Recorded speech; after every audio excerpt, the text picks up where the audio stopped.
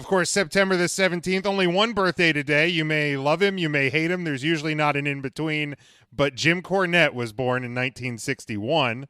And then also, in 1981, Ric Flair defeats Dusty Rhodes in Kansas City, Missouri to win the NWA World Heavyweight Championship. This was Ric Flair's first World Heavyweight Championship reign. Also, 1986, at a WWF television taping in Salisbury, Maryland, Gorilla Monsoon and Bobby Heenan, who unfortunately, Bobby Heenan 3 years ago today had passed, but Gorilla Monsoon and Bobby Heenan are permanently paired together as hosts of Wrestling Challenge, creating one of the most celebrated announcing teams in wrestling history and my personal favorite. We jump all the way to... In 2000, WCW held their Fall Brawl event, their final Fall Brawl event in Buffalo at New York at the Buffalo, New York at the HSBC Arena in front of only 8,638 fans. This would be the final Fall Brawl. The main event of the show was Booker T defeating Kevin Nash to win the WCW World Heavyweight Championship in a caged heat match. Yep. I just watched that last night. Very nice. Now, they had to have had the upper sections tarped off for that, because that's like where the NHL Buffalo Sabres play, and 8,600 feels very small for that building. Well, it's no surprise that the pay-per-view happened in September, and in March, they were gone. They went bye-bye. All right, then. In 2004, WWE holds a house show in Bossier City, Louisiana, with a theme being the tribute to Mid-South Wrestling. And finally, in 2008, TNA announced Mick Foley would debut on TNA TV shortly, having signed a deal with the company. So those were a few items that happened September the 17th in pro wrestling history. So let's jump into it, and it is our... Oh, where's the goddamn... There it is. The 3-count question of the week. I had an ad over the button.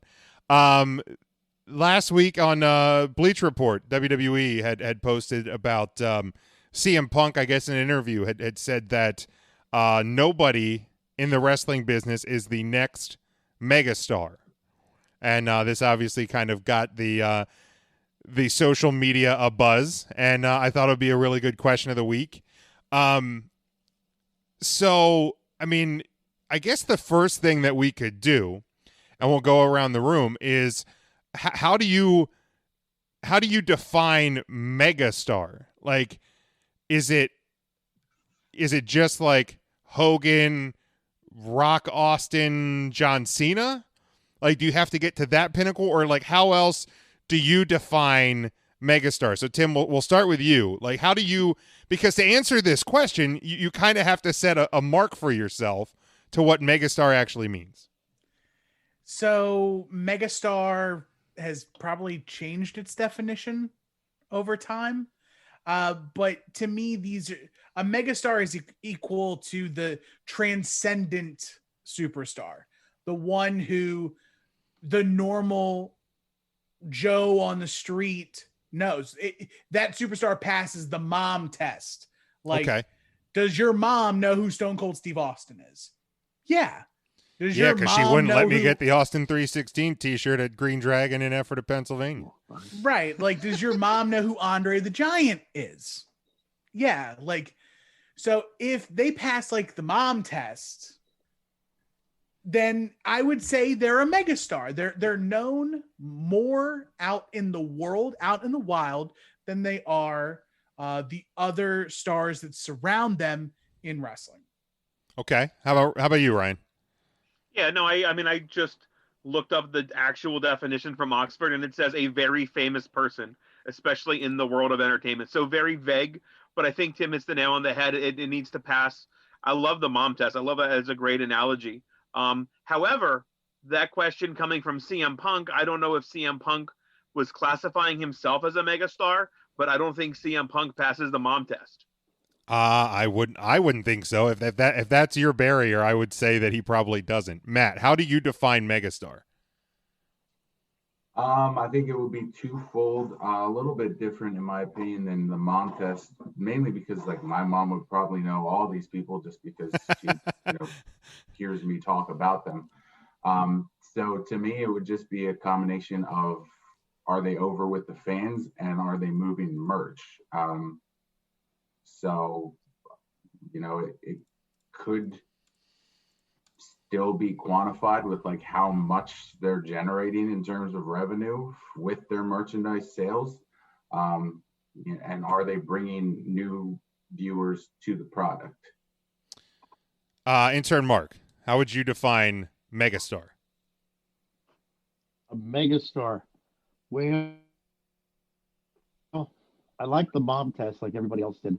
I had my aunt who has since passed. She was not a wrestling fan, but I remember talking to her one time about wrestling, and she knew, of course, Hulk Hogan, and she mentioned The Rock and Stone Cold Steve Austin. And I would define it as somebody who almost becomes bigger than the wrestling business, like a John Cena and, of course, The Rock and Stone Cold. Yeah, I would think maybe Alexa Bliss possibly could be the next one. And Ant, how do you define megastar? So a megastar to me is someone with crossover appeal, someone that can get you a draw after they leave wrestling and then come back to wrestling.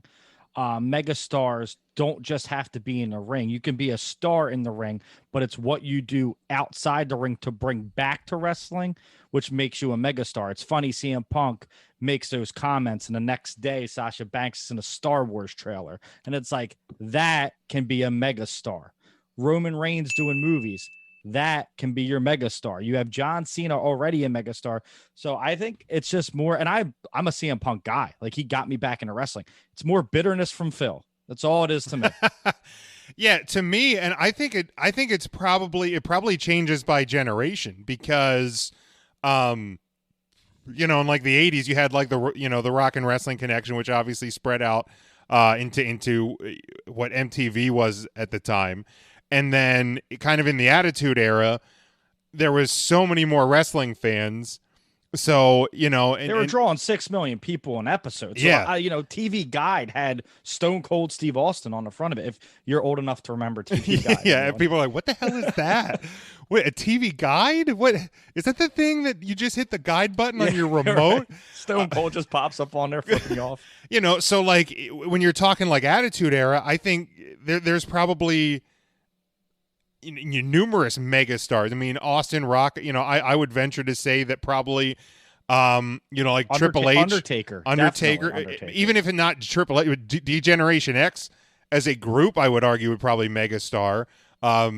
Just because, if somebody's doing the suck it, do they know what it's tied back to? Like Batista is a good example. Yeah, Batista was a Hall of Fame wrestler, went out and is in the most popular Marvel movies. Yeah, that's a megastar. Yeah, so like now you're into the generation. I mean, and it expands in different ways because like Brock Lesnar went from wrestling megastar to the NFL to MMA world, and so people know him outside of wrestling, and now I think with podcasting and with Twitch and with YouTube and all these different platforms that wrestlers can use, to today, I mean, I think there's a case for guys like the New Day to be megastar. I mean, you couldn't walk into an FYE, which I don't know how many people were walking into FYE in the last 5 years, but you walk in there and you're probably going to see, the New Day cereal and, New Day pops and New Day this. And, so I think what megastar is, and there are a few comments here in the chat. Lou says someone who is well known to more than even the casual fan. So I think that's as a kind of a general thing. I think we've all kind of narrowed on that. A megastar in wrestling's different. Yeah, CM Punk's a megastar in wrestling. Sure, but AJ Styles. If I went down the street and said, "Hey, AJ Styles," I mean, who the hell is that? Mm-hmm. Is that a clothing line?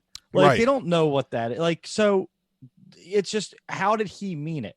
Because even if he meant it like who is a megastar in wrestling, it's It's Roman Reigns. It's Sasha Banks. It's Becky. Did you miss all of Becky Lynch? Did you miss that year and a half of Becky Lynch? Like, that's a megastar. I mean, I would say the WWE's 4 horsewomen. They've marketed that. The 4 of them. They're putting Sasha Banks on Sunday football commercials. Right. That is their face right now. That is their megastar. Yeah. So I mean, it's and so then to kind of CM Punk's point, like, nobody is the next megastar. I don't, and again, it comes down to definition in the traditional sense of what we've all kind of known as a megastar. There may not be, because I mean, we're talking right now, and we'll obviously in our next topic we'll touch on ratings and what they mean and what they might not mean. But like, if he's looking at it from a traditional standpoint, and he's thinking ratings and widespread popularity and this and that there probably isn't necessarily a whole lot that you can point to and go, yeah, definitely. And I think the key too is he did say wrestling, because I think some people were hammering that it was like him taking a shot at WWE. I think he did specifically say wrestling. And again, it's I think in different ways. There absolutely can be megastars, and there's people who are widely popular within the wrestling community. So yeah, it just depends on how it's defined. Tim, do the other promotions have megastars? I mean, outside of Cody hosting a talent show, what megastars coming out of AEW transcending professional wrestling? I mean, I think besides Chris Jericho, right? I mean, right now, but Jericho, Jericho's a WWE. He's a WCW guy, but he's a WWE guy. Like, that's Jericho made his mark in WWE. Correct. Yeah, and I would argue that he may have already been a megastar. So like, that was what the big deal with the signing. I mean, the dude does TV shows, podcasts. Like, that's someone who reaches out. He's in a rock band, he has that. Yeah, so he obviously wouldn't fit the bill of the next, underneath the EVPs. And I don't see, I mean, if there's anybody I could point to that could potentially even be one day considered a megastar in AEW as of right now, it would be MJF. Yeah. Yep. But I don't really see that happening, because I don't. We're almost a year now to AEW TV, and yeah, they've hit 1 million a couple of times, after the initial first couple of weeks. But like, I don't know that they're jumping off the page to people outside of wrestling. I don't think they're jumping off the page any more than WWE is. They're definitely not. I don't know who would you say was a megastar in AEW, like, or who has potential besides MJF, and MJF has a long way to go. Oh yeah, long way. Another megastar is Ric Flair, just because of the decades he has stretched it over. Like, yeah. You got to think this dude's in an Offset video dancing around at like 68 years old. And you're like now, like 13-year-olds know who Ric Flair is. There's a whole song about him, Right. Him and COVID Wendy are doing Atlanta Falcon pump up videos for their video board to no fan. And I'm going, what was, I'm looking at like a 70-year-old man in like the authentic, like, tight cut, Atlanta Falcons $300 jersey. I'm going, wow, that looks like Peyton Manning in the Papa John's commercial with the tucked in jersey and the jeans. Oh, Papa John's, man, 40 pizzas in 30 days. But it's I don't think. Tim, you look like you have I think a good question to ask, if I could bend Phil from Chicago's ear, is, so who's the last megastar? That's a good question. Like, I would like to know who he thinks. He's probably going to say John Cena. Like, so if in my head, John Cena is the last megastar, I'm inclined to say he's right, because the wrestling business today does not need megastars like they did in the 80s and the 90s. That's because back in the 80s, there were like 20 channels. And then in the 90s, you had like 50 channels. And now it's more than TV. It's the internet. It's all the streaming services. And the niche markets are hit more now in this era than ever before. So the New Day is a good example of someone who's a big star, but to what market? Like to the nerds. Right. Like they pull in, thanks to Xavier Woods and Up, Down, Down, and the group he's collecting there. Like he's collecting that group. And he's also helping out. They're helping out with like bringing in the minority fans and things like that too. If you're looking at it strictly as like socioeconomic and looking at like that way. But same thing with like the female superstars. They're bringing in the untapped female crowd to bring them in. But I don't know if like Sasha being in The Mandalorian and maybe having 2 lines, or Roman being in Hobbs and Shaw and saying nothing the entire movie. But that's how The Rock started. He was just a Scorpion King. He didn't really do much, and then they made a whole movie about him. Right. I mean, that's how they all start. So right.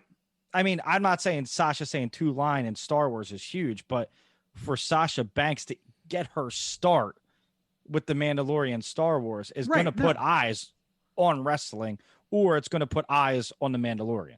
And I mean, thought it was big enough to put her in the trailer, like a 90-second trailer to include Sasha in. That means they feel that she has a good amount of star power. Yeah, it's definitely, people are going to buzz. I mean, the internet wrestling community is going to buzz about it because that's what we do. We just, anytime we see one of our own, we're going to say something. I know them. That was the best part, is no one knew. Mm-hmm. So I think that was like the shock factor. It was funny seeing people, like some ignorant comments about it. Like, who is that? And they're like, oh, it's this such and such actor who may or may not be trans. And I'm like, what? Huh? Just do some research. Like just think about it for half a second. Yeah. You know, and just catch on a couple of comments here. We'll continue to go around with Matt and Mark. Charlie says, if Punk is looking at it from the perspective that no one is bigger than the company, like an Austin, Rock, Cena, or Hogan, he is right. Lou says Orange Cassidy is going to bring back the silent film era. But yeah, I mean, it's in the traditional sense. I think Punk probably is right. You know, in what he said, because it's different now than it was, and especially in the sense, like, you know, like Tim, if you hit different groups and how, you know, different superstars connect with different with different markets. Like I know like Baron Corbin is like good friends with, I think, guys in like Shinedown, and he's like always posting like videos of like what meat he's grilling today. So he's kind of got that like Guy Fieri market going for Baron Corbin, and like, you know, so it's all different. People connect in all different ways. So the New Day is going to be popular with, you know, like video game crowds, and you know, this person might be popular with a music crowd, or this. So they're going to be stars in their own way. But I think when it comes back to it, like you're going to have people that are huge with wrestling fans. I think that's been kind of a transition, is like we're seeing like these traditional indie guys, because they've come up through NXT, they're now on the main roster, or, you know, Impact's, you know, making a little noise here, or AEW's kind of giving some guys that have been on the indies, you know, a little bit more time. I mean, like Eddie Kingston has been like one of the most talked about superstars in AEW for the past month. And it's awesome because, like, you know, all of us, we're on the East Coast. Like, we've seen this guy for years, you know, on the indies. It's like finally somebody's giving this guy a mic on a TV show. So in a different way, Kingston's a star. In a different way, you know, this person's a star. Matt, your thoughts? I mean, I'm going to agree with, you know, what everyone's saying. The Punk is most likely right in this instance. You know, even when looking back, not just like the biggest star, but the most over star with fans that we've seen since Steve Austin. Probably Daniel Bryan. Is he a mega star? I would say probably not.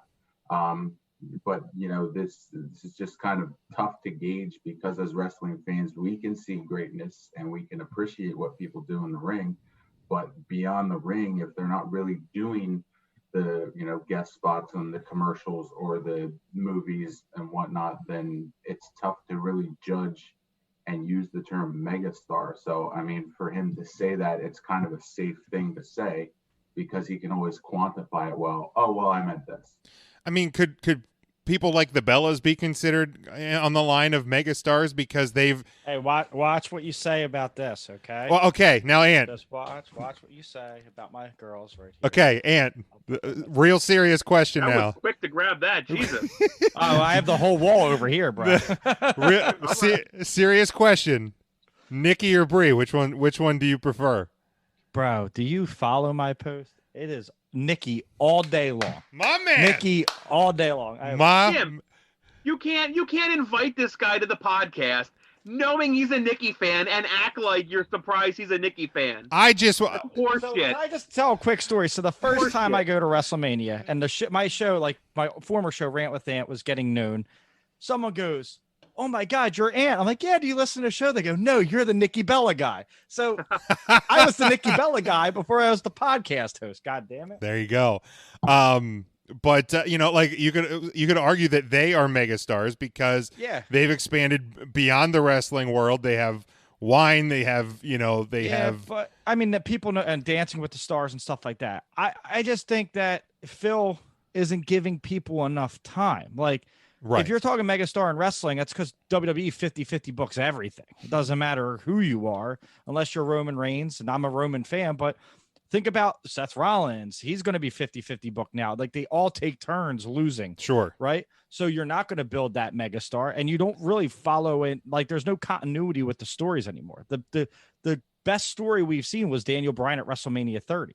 And I know that's on the topic list of how it's like stories versus characters and in ring work, but that has something to do with what's going on in pro wrestling and why there's not this huge megastar that's putting butts in seats, because it's a different era. And I'd rather go see 10 good wrestlers than one wrestler working with someone who can't, like, that's just how I feel about it. Yeah. How many Hogan main events were good? Can we start with that? Yeah. And that'll definitely fit into our next topic. Mark, any other thoughts to this? Or Ryan, you didn't really get much either on this. To me, Yeah. I'm just surprised you guys didn't say Pat McAfee. That's a good one. It's a good one. He's going to be a star in wrestling. Watch. You watch. That dude surprised the shit out of me. You still with us, Mark? No one had mentioned the Miz as a possible breakout star. I was just about to bring him up. Yeah, I was after you got your spot in. The Miz, like, again, like, underappreciated, underthought of, but like, he's right there. He's doing all the stuff, like Cannonball. He's in movies. But can you say he was a star before wrestling? Because everyone knew him from the real world when that used to draw like 9 million people to watch people live together. Right. But he's like taking that and using it as a springboard. Elevated like, it. Yeah. But I mean, I would think in pop culture world, right? If you saw someone from like Johnny Bananas, for instance, from the Challenge walking down the street, or the Miz, if I'm just a casual person, I probably know who Johnny Bananas from the Challenge is, because we've all grown up with him for 30 years doing it. You know what I mean? So I actually think more people would know Johnny Bananas versus the Miz, and that's not slighting the Miz. I've been a Miz guy. I love the Miz since the real world, like even before he even was in the WWE. But yeah, I think he's so far removed from that world that I don't think now with Miz and Mrs. and Cannonball and movies and things like that, he's, I think, kind of creeping into that world. And I know he's done a lot of like fantasy football things with NFL.com and whatnot. So he I think he could be approaching that. I think that's a great point, Tim, that he could be approaching that mark in the next couple of years as well. But I don't know if it's what Phil from Chicago was referring to. You're gonna sit there with a straight face, Jim, and tell me that more people watch The Real World than have watched Santa's Little Helper. I know it's a bold claim. You know, it's a year of hot takes, and you know, I could probably be wrong, but yeah, I will venture a guess that like just a couple more, small margin, but All right, that's fair. Another thing that I think might contribute to the lack thereof of megastars is, it's a topic I've talked about before, but like all the wrestlers now are athletes who, for the most part, wanted to be wrestlers. So they saw the blueprint of The Rock and Stone Cold and Hulk Hogan and Andre the Giant being larger than life. So all of them are coming in with this mindset of being larger than life. And if everyone stands out, no one stands out. That's what makes Hogan different. That's what makes The Rock different, because there was no one doing what they did at the time. And that's what elevated them to a different level. If everybody's great, nobody's great. Like it's a very much a platoon feel now with wrestling, because everyone's just so dang good. It's the bad ones that we can point out and be like, Eric Rowan, get out. And we just like, and that's a perfect example, because let's look back to like WrestleMania 29. Everybody wanted Dolph Ziggler to win the title because Dolph Ziggler was the cream of that wrestling crop. Yeah, that was now not we a see good Dolph Ziggler WrestleMania. and we're like, get off. Right. Like he's so good. You know, that's the funny thing is like Phil can sit there and talk, and I like CM Punk. He brought me back to wrestling. I love him. But would he even be a top 5 in-ring performer right now? I'm hard pressed to say yes. No. No. Right? No. So he would just be another guy with tattoos, you know, like now everyone has tattoos. Yeah, the only thing that could potentially set him apart would be his mic work. 0-2 UFC career. Hey man, Mickey Gall is no tomato can. He got beat by Michael Jackson.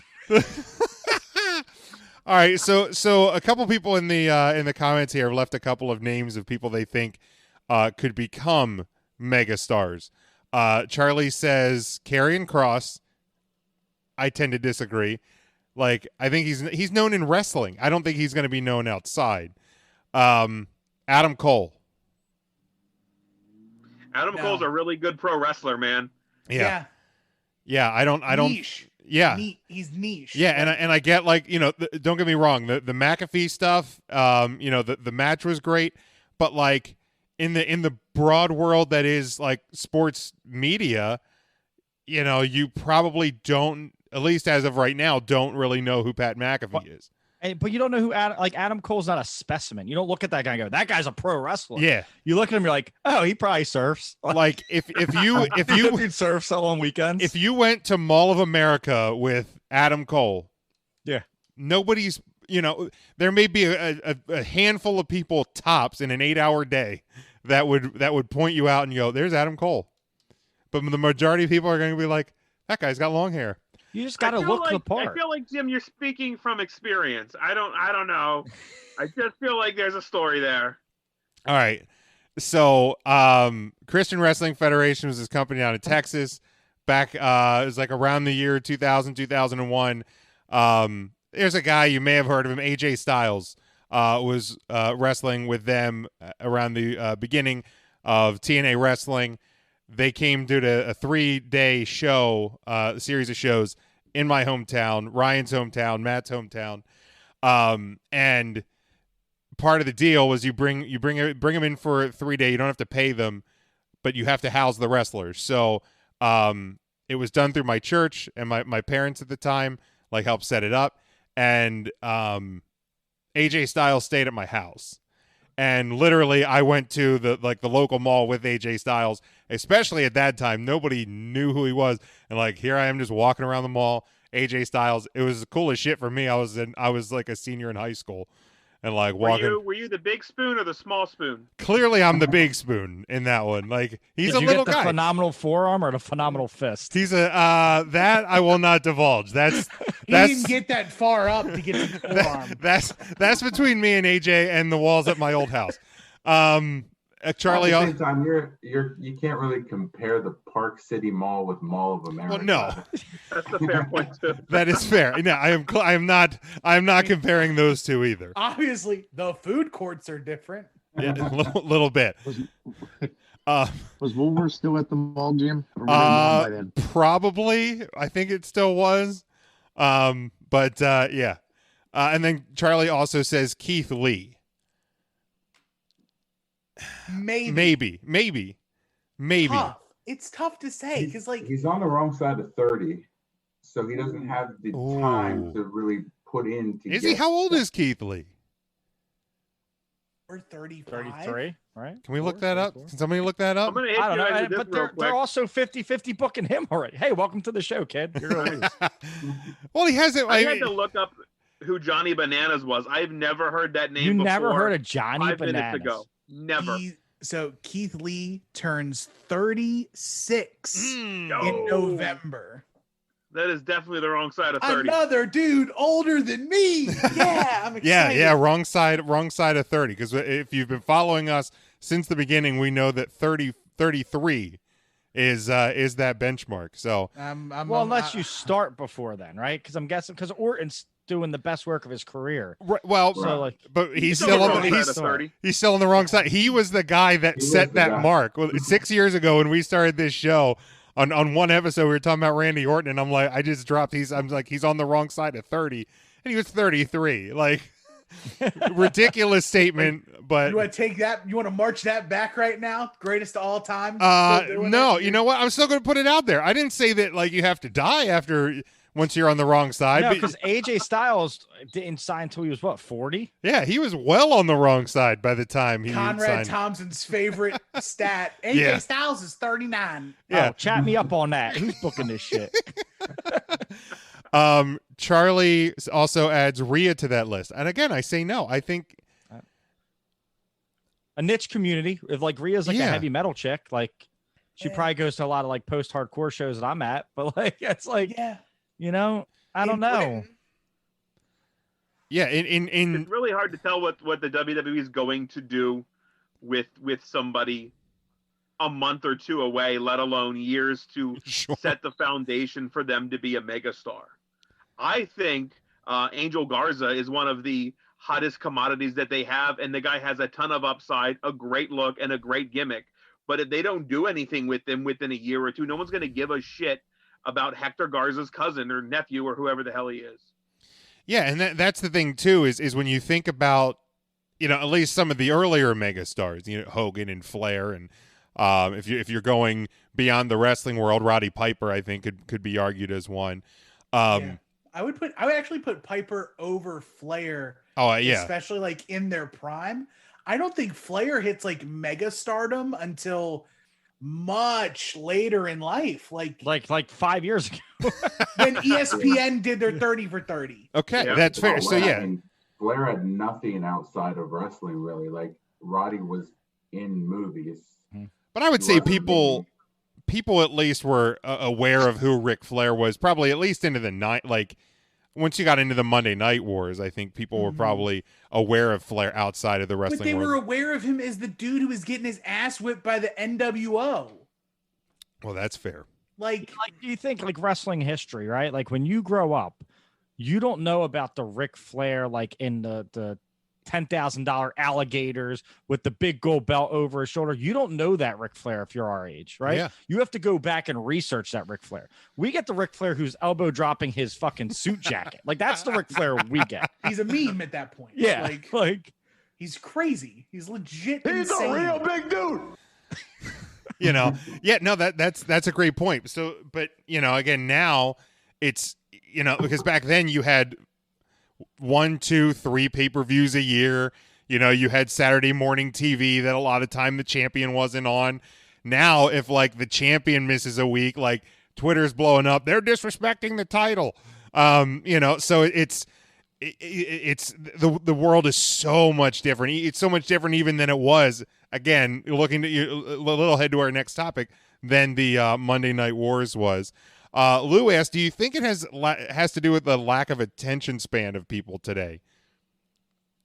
yes, absolutely. Probably some, yeah. Yep. I don't know if it's lack of attention span or just how fast the news cycles are now because of how fast everything else is moving. So people have to stay at that same rate. Like, I would compare it to sports. Like, sports has some big megastars. Like, Mike Trout is a megastar in the sport, right? Mike Trout's the best player in baseball, maybe going to be of all time, probably, right? But if Mike Trout was walking down the street, would you know him? That is the thing. You knew who Ken Griffey Jr. was. You knew Mark McGwire. You knew Sosa. It's the age that we live in. Not like there's some sports, like some sports figures, LeBron James, that's a megastar, right?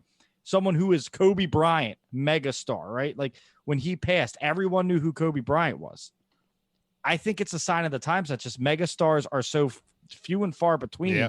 And you say LeBron, but LeBron's been at it for 17 years. Jesus. So what new megastars are there in sports? That feels ridiculous, by the way, that he's been in the league that long. But yeah, and it has to do with like how broad everyone's interests are. There's so many different things popping up. Like there's so many e-gamers now that are huge. I wouldn't recognize a single one of them. But like everything that goes Ninja, with them. Cloaksy, Tim the Tap Man, like it's all niche. Everything's a niche megastar now. Who? Right. Like honestly, the Rock, like movie stars are like the megastars, like The Rock, you know, The Rock, Batista, Scarlett Johansson, like you know who these people are, right? And that's like the or crazy musicians. So like I would say it goes music, then it goes movies, and then it goes niche. Everything's just whatever you belong to. And the crazy thing is, like at this point, there's probably a bunch of movie fans that have no idea that The Rock was the biggest thing in wrestling.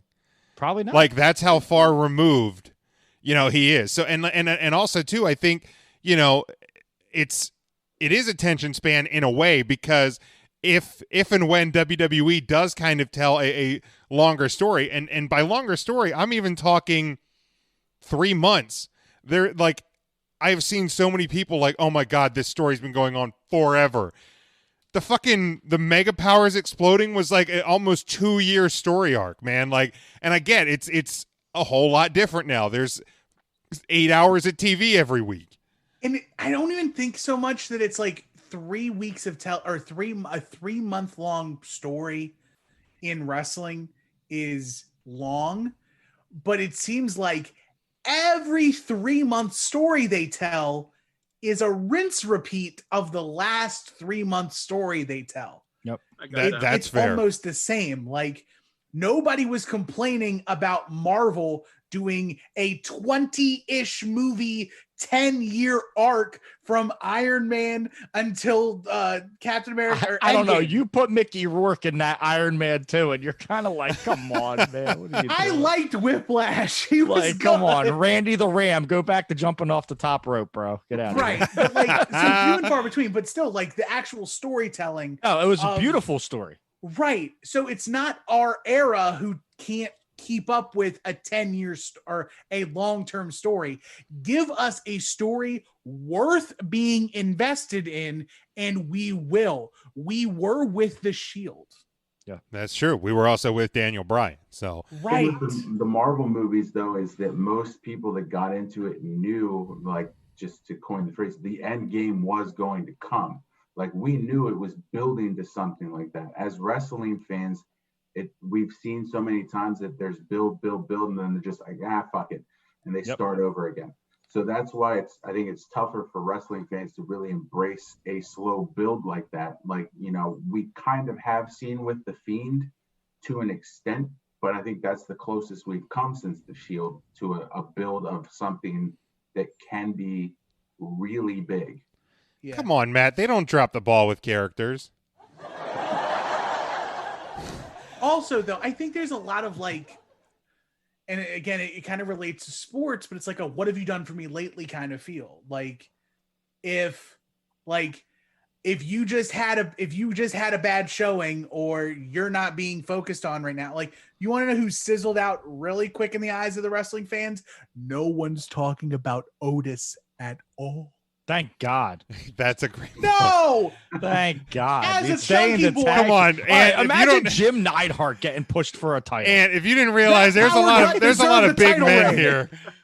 You better watch what you say. There's a lot of big men in this room. Hey, listen, it's not because he's big. It's just because he's a tag team. Like he's like when they were trying to do something with Big Cass. You're like, no, just be a tag team guy.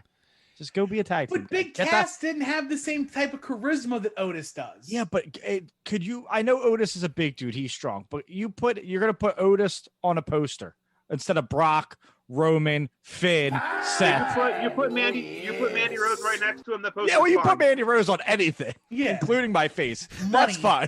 But what's Nikki Bella saying about that? She's not active right now. Okay, she's on the right shelf. now. She's 6 weeks removed from a baby. You can't do that shit. That's true. Tomato chips. That's one. And had Becky Lynch not been pregnant and they had to give the Raw title to Asuka right away, I think Otis would have been better served being the almost immediate cash in. Yeah, as a and Otis should have been the lifeline, so Braun didn't get it. Honestly, you're not wrong there. Like Braun should have won, and Otis should have just cashed in. Otis should have cashed in a month before he had the briefcase. Yeah. Just like Goldberg and Braun beat each other up, and then Otis just comes in and pins Braun, and you're like, he hits the caterpillar on Goldberg, and then let's just get it over with, right? Because like they gave Corbin the briefcase, he failed. Like I just think it's going to be a failure. You think they're going to push him over Roman and the Fiend? The Fiend is the most popular thing in pro wrestling, and Roman as a heel is getting like 5 million views on YouTube. So it's like okay. It depends on like what type of hijinks they want to do. I don't think he does it on SmackDown. I think if anything, they might send him over to Raw to follow Mandy.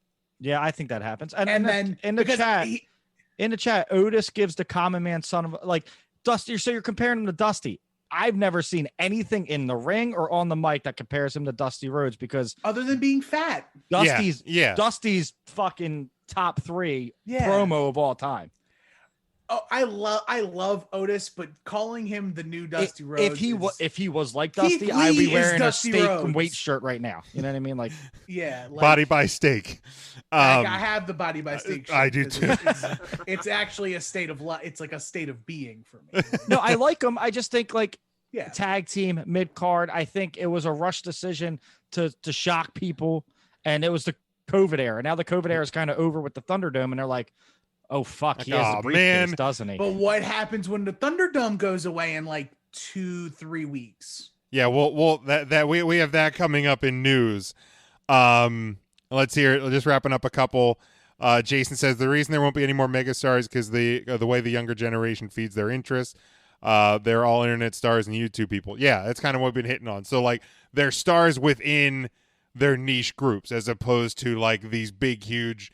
Expanding beyond the world of wrestling. Now, again, you're going to have, potentially like the Sashas that maybe be able to start a movie career that people will know through that realm. But otherwise, I coming back to the main point, I think in a way at least, Punk is accurate in what he said. Like I know a lot of like wrestling fans were like, this isn't true, and like there are some megastars now, but overall, he may be right at least. Like we said, in the traditional sense.